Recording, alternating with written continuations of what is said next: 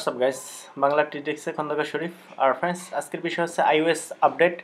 আমরা iOS 12.0.3 version কীভাবে update করব, অর্থাৎ আইফোনে যে কোনো আইফোনে নিউ ভার্সন আমরা কীভাবে আপডেট করব। ঠিক আছে, তো চলুন আমরা সরাসরি চলে যাই আইফোনে গিয়ে কীভাবে ভার্সনটা আপডেট করব আমি আপনাদেরকে সেইটা। আর তার আগে যারা আমার চ্যানেলে নতুন সাবস্ক্রাইব করেন নাই, প্লিজ কষ্ট করে আমার চ্যানেলটা একটু সাবস্ক্রাইব করে।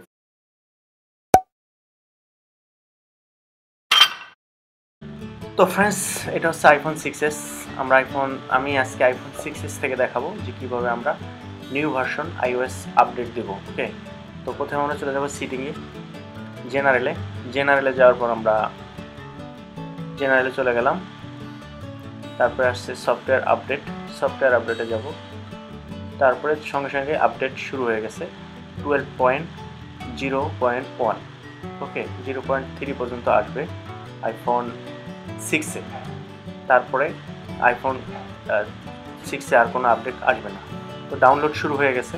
এখন ডাউনলোড শুরু হয়ে গেছে, কিন্তু আপনাকে অবশ্যই 50%-এর উপরে মোবাইলে চার্জ থাকতে হবে আর ওয়াইফাই কানেক্ট করে আপডেট দিতে হবে। আপনি যদি 3G 4G থেকে আপডেট করতে যান তাহলে কিন্তু হবে না, অবশ্যই ওয়াইফাই থেকে আপডেট দেবেন আর মোবাইলে 50%-এর উপরে চার্জ থাকতে হবে। ওকে, তো আপডেট শুরু হয়ে গেছে, প্রায় 45%-এর মতো হয়ে গেছে আপডেট।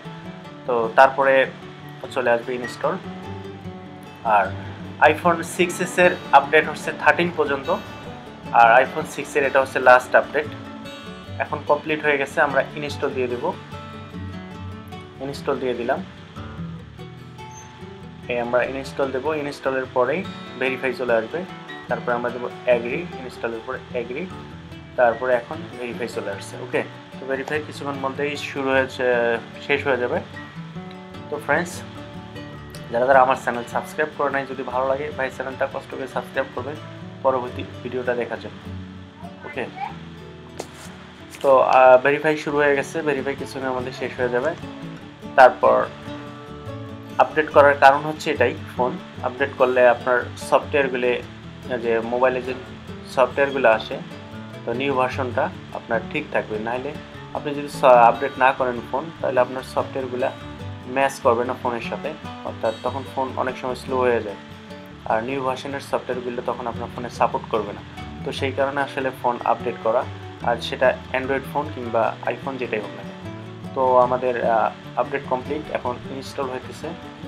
ইনস্টলের পরেই ফোনটা নিউ সেটআপে চলে আসবে।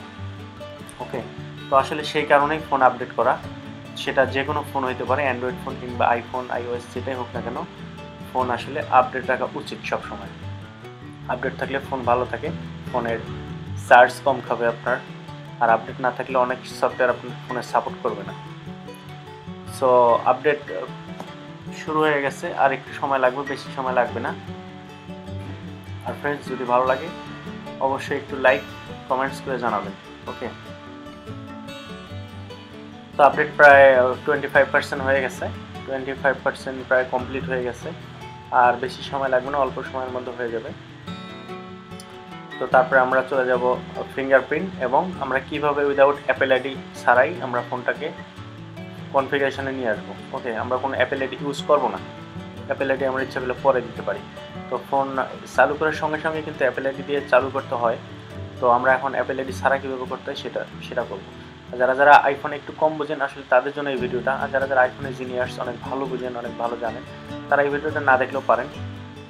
ঠিক আছে, তো 50% প্রায় হয়ে গেছে, 50% আপ হয়ে গেছে, আর অল্প সময় লাগবে, অল্প একটু বাকি আছে। 95% হয়ে গেছে, এখন আর একটু সময় লাগবে, তারপরে হয়ে যাবে। ব্যাস, আমাদের আপডেট কমপ্লিট হয়ে গেছে। এখন আমরা নিউ সেটআপ দিয়ে ফোনটাকে ব্যাস, ফোনটা চালু হয়ে গেছে। এখন আমাদের দেখি এখন আমরা আনলক করব, কন্টিনিউ দেবো আমরা এখানে। তারপর এখন আমাদের ওয়াইফাই কানেক্ট করতে হবে, অথবা আপনার ফোনে 3G 4G থেকে কানেক্ট করতে হবে। তো আমরা কন্টিনিউ দিয়ে দিলাম, যেহেতু সিম। তারপর আমরা এখন ফিঙ্গারপ্রিন্ট না দিলে সমস্যা নেই, আপনার ইচ্ছা।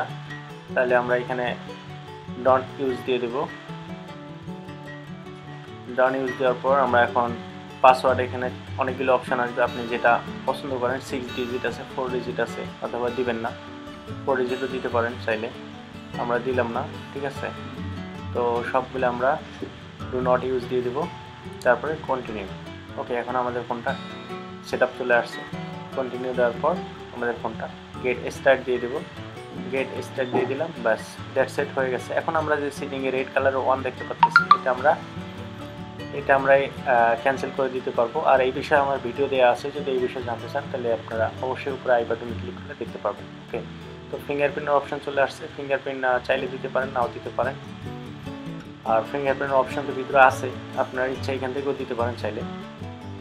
যখন ফোনটা নিউ সেট আপ দেবেন তখন এই অপশানটা আসে আসলে, তো ভিতরেও এই অপশানটা থাকে। তো ফ্রেন্ডস, আমরা দেখলাম যে কীভাবে আইফোন আপডেট করতে হয়। তো বিষয়টা আসলে অনেক ইজি। তো ভালো থাকবেন সবাই। বাংলা টিপসে Khondokar Sharif, bye bye, tata, see you again. কথা হবে নেক্সট নতুন কোনো ভিডিওতে, সে পর্যন্ত ভালো থাকবেন সবাই।